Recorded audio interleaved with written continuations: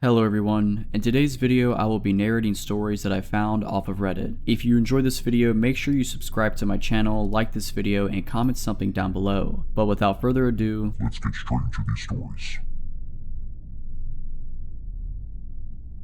it was the middle of summer and my parents had left for the weekend to go to our house in the Cape Cod. It's about a 2-hour drive away, so it's no big deal for them to leave me alone for a few days. My mom had made some pulled pork and pasta for me to heat up to eat whenever, and I had some money if I wanted to order a pizza. Things were all good. The first night I was alone, I stayed up until 3 in the morning playing my console, so I woke up really late the next day. I checked my phone when I woke up and saw it was a little past 1. I had made plans to play some street hockey with my friends at 3, so I threw myself out of bed and stumbled into the shower. I take really long showers, so when my parents are gone I go mental. I was in there for about 45 minutes on my phone scrolling through social media when I heard my front door open. The bathroom is directly up the stairs from the back door, and the thing is pretty loud when it opens and closes. I immediately froze, since obviously I was supposed to be alone. I waited for about 2 minutes, ears trained and trying to hear anything else. Nothing. I figured it was just the wind or maybe my parents were home early, so I turned off the shower, wrapped my towel around myself, and slowly walked down the stairs to check it out. So the stairs to the kitchen are pretty tight and walled in. I can't see into the kitchen when I walk down. Even though my house is very old and each step on the stairs makes a super loud creak, I still took my time and tried to be as quiet as possible. I probably took 45 seconds walking down all 12 of the stairs. So when I get to the second to last stair, I take a little breath to compose myself. In my mind I knew I was being stupid. There obviously wasn't anything in the kitchen. There's no way I wouldn't have heard another noise, and there's no reason for them to still be in the kitchen even if there were burglars or something in the house. After sort of mentally chastising myself for being such a scared cat, I sort of chuckled to myself for being so stupid and just normally walked the last 2 stairs and turned the corner into the kitchen. Standing about 2 feet away from me in the middle of my kitchen is a man staring straight at me, perfectly still, with a massive smile across his face, just staring at me. The thing I remember most vividly wasn't his face or his smile but his arms. They weren't just at his side. He held them in the strangest, most abnormal position I've ever seen. I don't know why I remember this so much, but it's just the weirdest position someone could put their arms in I've ever seen. Honest to God, I think I almost had a heart attack right there. Looking back, I can realize how creepy this situation was, but in the moment I just took a step towards him and punched him as hard as I could in the jaw, sort of half slapping / pushing him towards the ground. The second I connected, I ran up the stairs, dropping my towel in the kitchen with my heart beating out of control. I sprinted into my room and locked the door behind me. I quickly put a chair up against the doorknob. Almost without thinking, I immediately called the cops and, nearly in tears, told the operator what happened. As I sat on the floor of my room, in practically the fetal position, staring at the door praying that a cop would be here soon, I noticed the light coming from the gap between my door had stopped. The guy was standing outside of my door. There's no words to describe the feeling I had. I was paralyzed with fear, watching the shadow across the bottom of the door shift in tiny ways. I stayed balled up, staring at the gap, praying the man would go away for what seemed like an hour. All the while, the operator on the phone was asking, "Hello, are you there? Hello." I didn't want to make a noise, and even if I wanted to move my arms to bring the phone to my mouth, I don't think I could have. Eventually the light returned to the gap and I heard the faintest of footsteps, slowly creaking the wooden floorboards as he walked down the hall. It was silent for minutes as I just sat there curled up, unable to even speak. I heard banging on the front door and the sound of 2 officers entering my house. I finally felt safe, and I opened the door to the 2 of them standing there. I almost cried. Nowadays my parents don't even leave me home alone anymore, thank God, and I check every lock on the house before going to bed. Even working with sketch artists and a few lineups, the police never found whoever was in my house. I have no idea what he wanted or who he was, but regardless, let's never meet again. So this happened in 2011, so the exact dialogue may have escaped my memory a bit, but the situation is something I'll never forget. Also, AIM was still pretty active during this time, and so was video chatting. This is important for later. I was on an online dating site and was talking to this guy. I was 31 at the time, he was 28. We talked for about 6 weeks before I gave him my phone number, and we took it online to calling and texting for another couple of weeks. 2 months after our initial chat we were texting, and he told me that he was out having a few beers at a bar near my house. He asked what I was doing and asked if I wanted to come out, but I had a very long day at work and didn't feel like like going to a bar. I invited him over to my place, which was stupid in hindsight, and after he finished at the bar he accepted. I figured I would be okay since I do keep firearms for protection and know how to defend myself if needed. I also had a webcam. I took a shower so I wouldn't smell like a water buffalo on a hot day, put on some makeup and got dressed to wait. He then called and said he was outside of my house. I clicked record on my computer's webcam program and turned off my monitor and wait to let him in. It's around 10 at night and he comes in and we go back to my bedroom because my living room was being remodeled. We're sitting on the bed chatting for about an hour, talking about everything under the sun. The conversation flowed. He was very handsome and so easy to be comfortable with. We got on the subject of firearms and I showed him mine. About 15 minutes later he asks for some water, so I go to the kitchen to get him a bottle. When I came back, he said he got a phone call and had to leave. After he left, I looked on my nightstand where I put the firearm down after showing him and noticed that it was gone. I looked everywhere for it, thinking I had put it down somewhere else. Nope, not there. I then played back the recording from my webcam program and sure enough, it shows him grabbing it and putting it in his hoodie. I was terrified at that point. He knew where I lived, he had my firearm, and he left his phone on my bed. Right then his phone rings and I answer it. Come to find out, he's married. His wife was calling him wondering where he was. I told her everything, including the fact that he stole my firearm and I had video evidence and was calling the police on him. Next thing I know, he's banging on my door, my firearm in his hand, asking me for his phone. The conversation went like this: him, I need my phone, give me my phone. Lee, not opening the door but yelling through the window, take the magazine out of my gun, empty the chamber, throw the magazine into the bushes, the one in the chamber across the road, and put it on the ground. Him, no, give me my phone. Lee, I'm on the phone with your wife at the moment and I have you on video stealing from me. I put his wife on speaker. Wife, a whole bunch of expletives. He gets shocked, runs and gets in his car, then comes back, telling me he threw my gun in the ditch. At this point, I make him empty his pockets, take his pants off, take his hoodie off, and show me that he doesn't have my gun on him. All the while, his wife is on the phone and I go outside and get in his car in the driver's seat and tell him to take me to where he threw my gun. He proceeds to tell me that I don't know how hard it is for him, being a felon, not being allowed to own a gun ever because of a mistake he made. The mistake, domestic violence with a gun. We get up the road. He tells me my gun is there in the ditch. Then I realize the situation I'm in. I can get out of the car and go get it, leaving him to do whatever to me if he chose. He was about 6'4" and I am 5'3", or I could make him go get it and take a chance of him seriously hurting me. I took that chance since I was on his phone with his wife and my phone with the police. He retrieves my gun, brings it back to the car, and I drive back to my house and wait on the police. I get out of the car and he gets in the driver's seat. I'm still on the phone with the police. I walk around the back of his car to get his license plate number and he just puts his car in reverse, hits me and takes off. They found him later that evening. He still had the magazine and one in the chamber in his pocket, so now he's enjoying time in prison.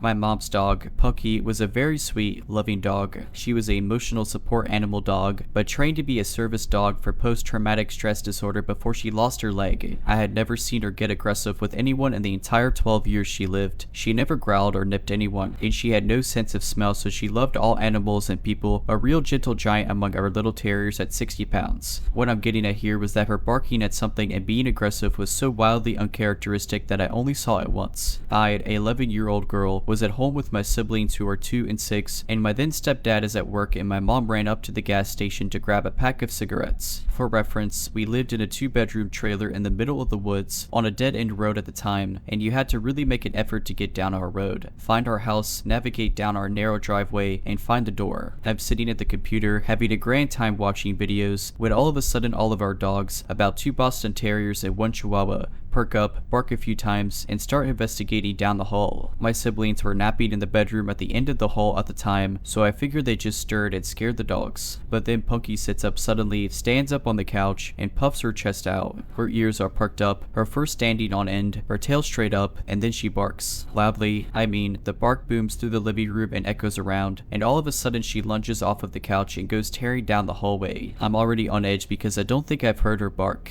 ever. She's a Basenji mix, so her bark is more of a baying sound, but this was a big, loud, alert bark. I stand up and go to look down the hallway, ready to fight off what I'm assuming is a shadow monster in the hallway based on how the dogs are acting. But then I hear it. Knock, knock, knock. We didn't get visitors because of how weird our house was location-wise, so my 11-year-old mind had no clue what to do here. The only people who showed up were family, and they didn't knock, so I slowly walked towards the door. The knock drew the attention of the dogs, and they came running back down the hallway, all except for Punky, and I felt better with with our 3 yappy dogs in the room with me, even if they were all the size of New York City sewer rats. I opened the door just a bit, and standing on our porch is the sketchiest man I think I've ever seen. I can still picture him perfectly. He was a really thin, taller man with dark hair and a sunken face, bags under his eyes, and this half-managed hair, sort of like he just gave it a quick brush and then figured it was good enough. Everything about him seemed just a little too thin, a little too shallow, and his clothes were all off too. They were nice, but fake nice, you know, like a clean, newer looking shirt and new jeans, but he had what looked like a suit jacket on. All his clothes were dark too, despite the fact that it was summer in Texas and the weather was definitely in the hundreds of degrees that day. He also had this plain, unlabeled bottle in his hand. It looked like the label had been covered up and taped over. I stare up at him in confusion because I definitely don't know this man, and I ask what he wants. He smiles at me in this way that's way too fake, like this exaggerated and forced grin, and he spoke in the same voice retail workers do. "Hey there, kid. I'm trying to sell this here carpet cleaner," and he shakes the bottle at me. "Mind if I come in to show you how good it works?" Alarms are going off in my head because he just seemed so off. Looking back with an adult perspective, the fact that he didn't ask if my parents were home was unnerving,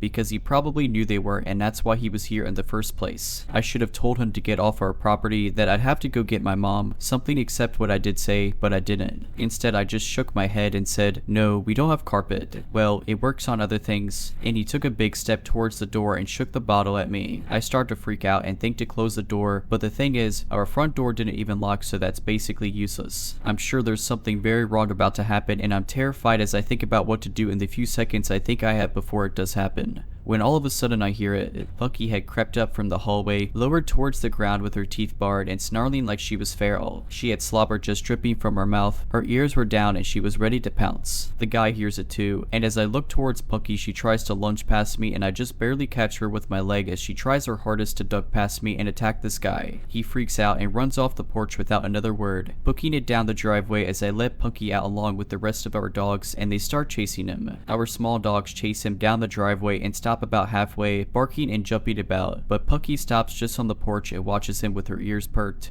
just staring in the distance until he disappears. I swear I saw someone join up with him running when he got onto the road. The second he disappeared, Pucky's entire body language changed and she went back to being the sweet dog I knew, no barking or growling, just laying around, mouth and throat covered in slobber still. I realize my siblings are still down the call and run to check on them, and when I get to the bedroom, my siblings were sleeping soundly still, but the bedroom window was wide open, the curtains pushed all to one side, and the items on the dresser in front of the window all shoved around. Someone had tried to climb through the window, no doubt in my mind about it. From what I can gather, the bedroom window was visible from the couch where Pucky was sleeping, so I think someone was trying to climb through the window before Pucky went after them and scared them off, and the man at the door was meant to distract me. They definitely didn't expect Pucky, a bigger dog, because most of the time she was with my mom inside while her small dogs were the ones that saw public eye more often. I don't know what they intended to do, but after my mom got home, she took all of us to my aunt's house, and on our way there we saw the men walking up someone else's driveway. Men plural, because we watched a second one split off to wait by the road. So, to the 2 men apparently going door to door to sell their unlabeled carpet cleaner, I'd really rather not meet again.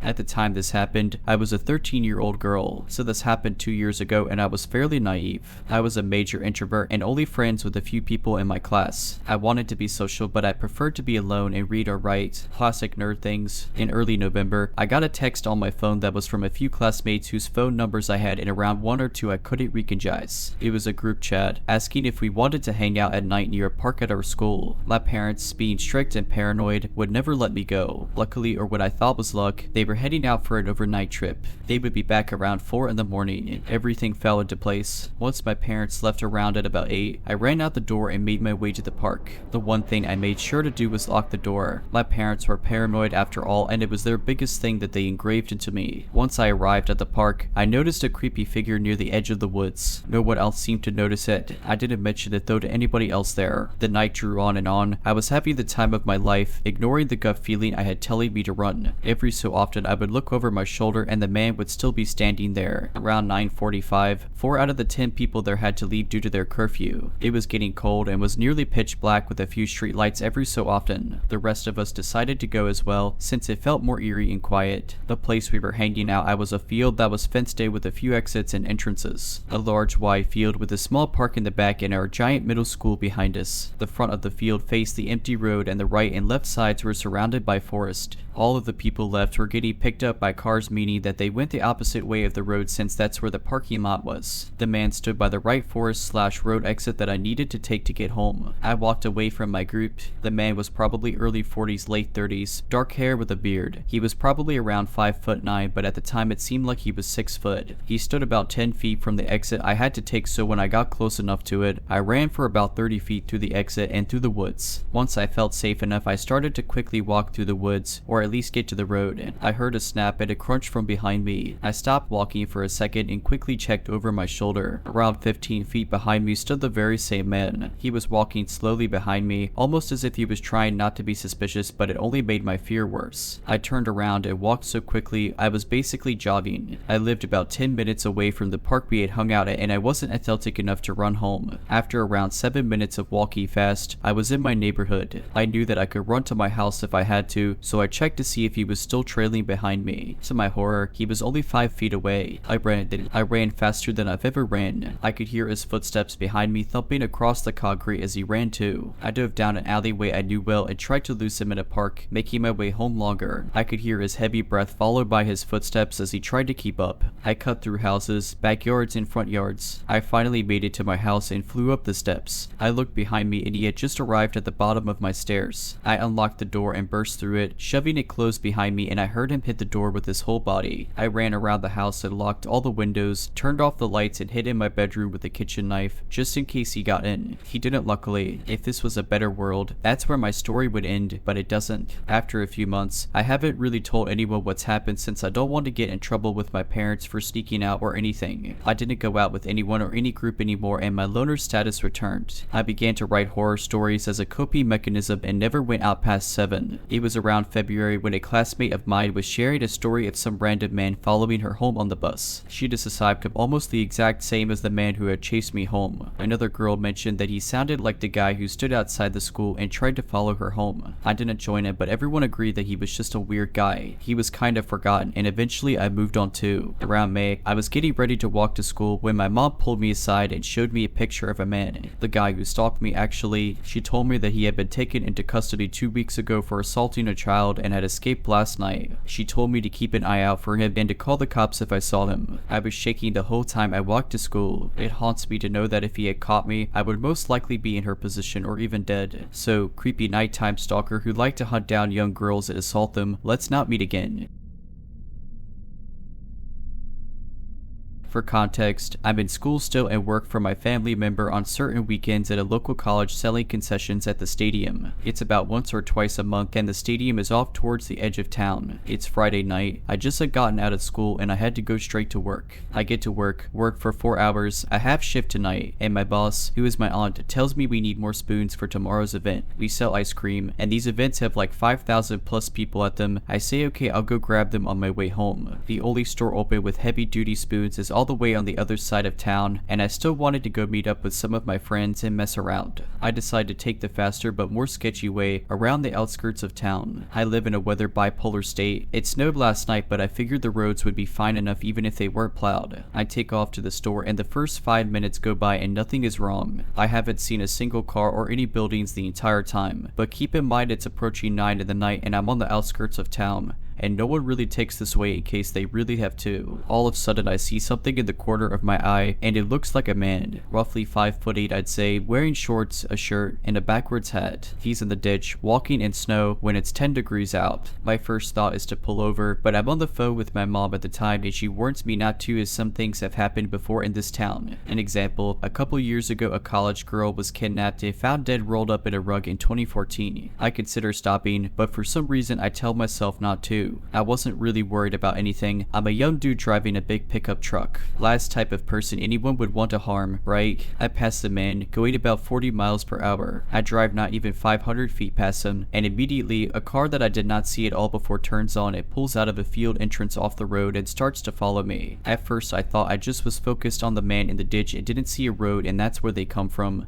But I later found out there was not a road there. Now, again, I'm not super worried. I didn't feel it was a threat yet. I start to approach the town again and have to take some turns to get where I'm going. I turn left, the car turns left. I turn right, car turns right. I go around a roundabout and skip my turn and go twice as no one else was there. Car follows. At this point, I start to worry a little, but maybe they just need to go to the store also. I then pull up to a stop sign. Keep in mind, I wasn't on the best side of town either, may I add. I turn without my turn signal. The car follows. Now, at this point, I should have went straight to the police station, but I still didn't think much of it. I'm 2 miles from the store, where plenty of people will be. I take a few more turns, and the car continues to follow me. I completely blew a stop sign at a non-busy intersection, and the car does a quick stop and go and catches up. At this point, I'm 2 turns until the store, so I'm still not worried. I turn into the store, and the car turns also. The store also has a gas station, so I pull there first to act like I was getting gas. The car sets off to the side of the road, in between the gas station and store, and just sits there. I wait about 10 minutes and the car doesn't move. At this point, I start to get worried. I'm a young kid alone at night near the bad side of town. I call my friends I'm supposed to meet up with later on and give them the license plate for worst case scenario, then take off to the store. I cross the street and the car comes straight behind me. I'm freaking out on the phone, not knowing if I should call the cops or not. I go and park as close as possible to the store, and the car parks 3 rows behind me and a couple down. It's getting late at this point and the store's closing soon. There's only a couple others in the lot. I turn my truck back on and go park on the complete opposite side of the lot, get out, and I completely bolt inside of the store. I'm not super overweight, but I'm not skinny either. I'm about 6'1" and 200 pounds. Who would want anything to do with me? I get spoons, take my time in the store. I go to call my friends to walk back outside, and my phone is dead. I look out the sliding doors, and suddenly there's a white van next to my driver's side. Looks like no one's in it, but the back windows are covered and it's running. Big red flag. I run to customer service and explain everything, but they think I'm some young kid messing around. At the time, I didn't see the original follow car, but no way am I going outside with that van next to my truck. After waiting what seemed like hours, in reality about 30 minutes, the van pulls forward and the original car appears from the side of the building. They came from the in-store Starbucks window and talked, and both drove off. I wait another 10 minutes and dash outside. I speed to my friend's house, and when I get there, I park in his garage. My one buddy asked why there's a big orange mark on my tire, and my heart sinks. When I was inside, the follow car must have marked my tire. After inspecting rest of truck, we find a small pipe dropped in the bed of my truck surrounded by snow. It was about 2 inches wide and I'd say about 18 inches long, wrapped in duct tape.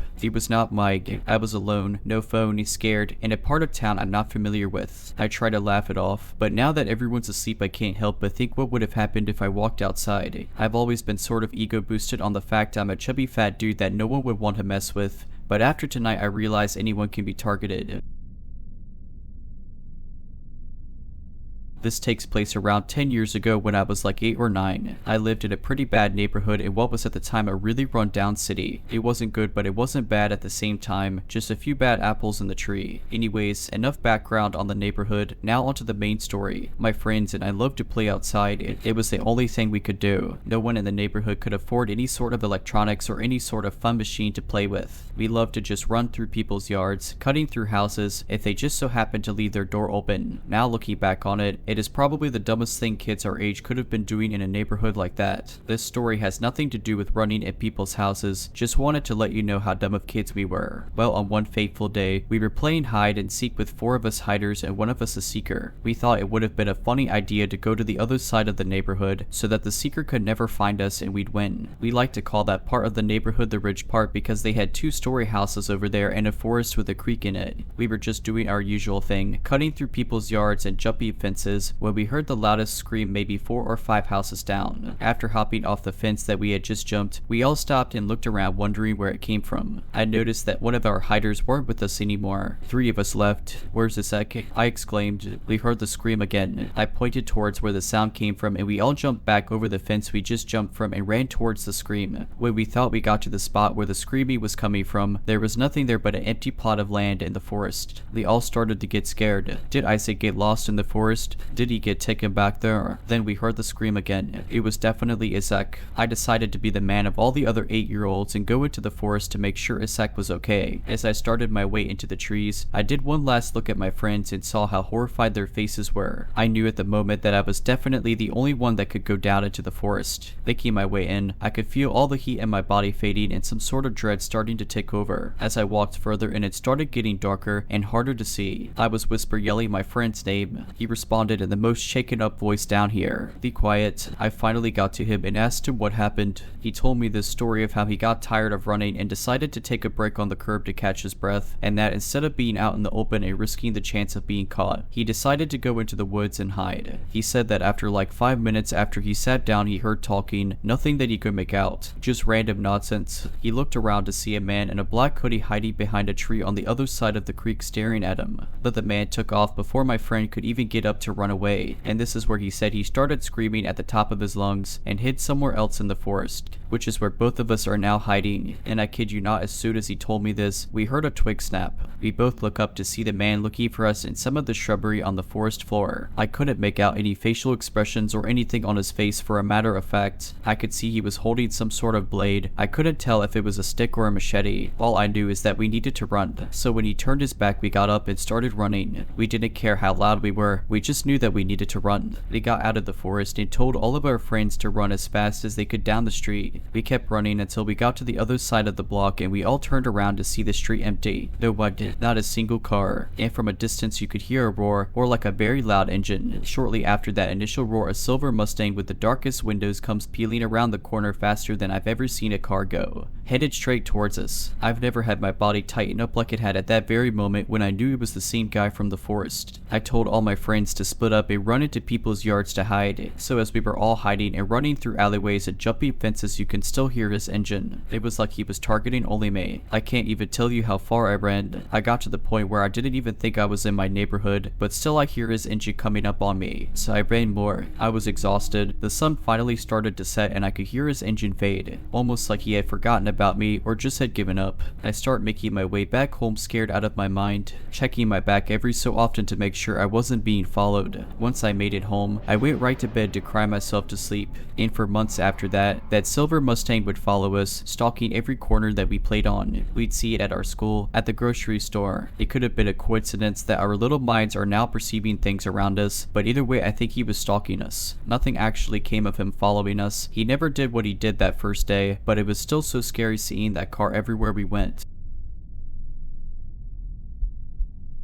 This happened to be last summer. I'm a 20-year-old woman. I went to the thrift store with my boyfriend who is 20 years old, and as we were heading back home, I suggested we pick up some sushi for dinner at our nearby grocery store. As my boyfriend works night shifts, he was already feeling tired and suggested that I go to the grocery store while he goes back home. We live in the busy part of our city where the mall, library, city hall, restaurants, and major stores are. They're all a couple of minutes away from our home. Not to mention, I live in a relatively safe city with little crime, so I was more than alright with going by myself. Now, I truly wish I hadn't. As we parted ways, I was walking through the parking lot of the grocery store when a stocky man, about 6'5", probably in his early to mid-40s, approached me. With a wide smile and wider eyes, he said, "Wow, you are stunning." I simply thanked him and tried walking away. He cut me off, saying, "I have never seen someone as beautiful as you before." I was immediately filled with dread. I looked back, hoping my boyfriend was still in sight. No luck. I was starting to feel cautious. Not to mention, with his eyes and smile, he honestly reminded me of a buffer Art the Clown from Terrifier, minus the clown costume and lack of talking. The man roped me into a one-sided conversation, asking me my name and how old I was. I gave him a fake name and told him I was Nati. He laughed and said, unnaturally excitedly, "That's good. That means you're a true woman now." My boyfriend later told me I should have lied and said I was under 18, as this may have made the man not interested. From the red flags I got from the man, I seriously doubt that. He then stuck his phone out, asking for my number. I refused, saying I had a boyfriend, and "I just want to talk to you." I repeated that I had a boyfriend. It was unnerving how his smile never wavered, despite showing that I wasn't interested, like he wasn't understanding, or he just didn't care. He sounded confused, but still grinning. He stepped towards me and asked, "So you don't want to cheat on your boyfriend?" As if to say, "What do you mean you don't want to go out with a scary man that's double your age?" Speechless, I stepped back and gave pleading looks to the people walking in and out of the grocery store. After the last time I refused, his smile suddenly dropped while he placed his hand on my back, saying in a now cold, firm tone, "Come on, I have a nice car I can drive you around in. Let's check out one of these restaurants." Seeing a person's entire demeanor change with the flip of a switch was something I only saw in movies/television shows, and seeing it in this situation terrified me. Going into panic mode, I somehow found the courage to push myself off of it and almost shouted, "Sorry, I really have to go buy my groceries." Noticing that people were staring at us, his sick smile reappeared and said with a low voice, "Alright then, I'll see you later, insert the fake name I gave here." I practically ran into the grocery store with so much relief. I glanced back, hoping to see him get in his car to try getting his license plate number, only to see the man just standing in the middle of the parking lot, leering at me. I called my boyfriend in the store, but he kept going to voicemail. I figured he was sleeping, and I was seriously scared to walk back home. I managed to calm myself down in the store, figuring the man must have been long gone. Yet, I was on high alert the entire walk home. It was starting to get dark, but I figured if I just stayed cautious and walked quickly I would be fine. I couldn't be more wrong. When I was approaching the crosswalk that led to my street, I heard a car pulling up to the sidewalk, followed by a sickeningly familiar voice barking, "Hey, hi, hey, hi." My heart dropped into my stomach. I glanced sideways at the car. With his unmistakable, now malicious-looking grin plastered on his face, the man's upper body was leaning out of his car window as if he was trying to reach out to me. He tauntingly called out, "So where's your boyfriend?" While cackling, I figured it was best not to acknowledge the man. My mind racing while trying to appear composed, I knew I couldn't lead him to my house, and turning back to go to the mall or stores may have given away that I was terrified and trying to escape. Bless whoever designed my neighborhood, as the city's center was conveniently right next to my complex. I ignored him and casually crossed the street, quickening my pace as I headed into the center. I tried not to look back, scared that I would see the man running up on me with his wide grin, but I made it to the center and finally looked behind me. I assumed the man would have followed me in or waited for me in his car. Instead, he sped away down a street opposite from my house. With so much relief, I called my boyfriend, who woke up to my call. I was on the verge of breaking down, but managed to fill him in on everything. He rushed to the center, and after he helped me calm down, we walked home. My boyfriend asked if I got the man's license plate number, to which I felt like an idiot. Not only was it too dark, but I was too consumed with fear for my own life that it didn't even cross my mind at the time. At the very least, I called the police, giving them a description of the man and the make and model of his car. They said they would do what they could, but I haven't heard back from them. I haven't seen that man since, not in person at least. At the same time, I feel so grateful that the man never found out where I live. But for all I know, he could be lurking around, trying to harm other women like he tried to that night he almost trailed me home. For mine, and the women in my city's sake, I hope I don't have to find out. Alright, but that's it. I hope you enjoyed this video. If you did, make sure to subscribe to my channel, like this video, and comment something down below. But as always, Have a nice day.